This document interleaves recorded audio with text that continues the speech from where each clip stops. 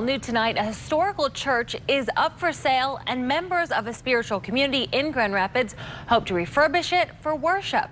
But several investors are interested in tearing it down and building apartments. In order to potentially save the historic site, the spiritual group has to raise hundreds of thousands of dollars. Tonight, they're revealing their restoration plan to 24-Hour News 8's Sarah Hurwitz in hopes of gaining some support. Well, we first told you about Unveiled in April. It's a spiritual community accepting of the LGBTQ community, and now it is hoping to find a permanent home for its prayer in a church that they say has been vacant for a year. And they knew that it would be a perfect place when this for sale sign went up.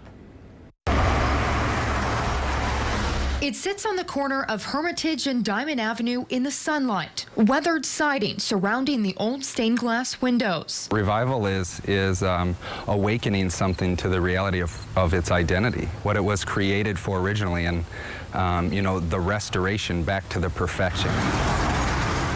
That's what Unveiled wants to do, to take this historical church in East Hills, restore it, not only in its physical appearance, but give it a spiritual transformation. The old roughness of the building is part of the beauty, and to put the modern flares in there, I think would really just set it off. And that's very similar to what we aim to do spiritually. We're taking Christ-centered spirituality and we're giving it a second look. Josh Fedney, pastor and Unveiled member, says it's about making church relevant to culture today, giving people a place of community, no matter their sexual orientation, in a building that holds a rich history in an area of town that he and others say makes sense. In the perfect location in the East Hills area. It can seat lots of people. We could use it for lots of different purposes.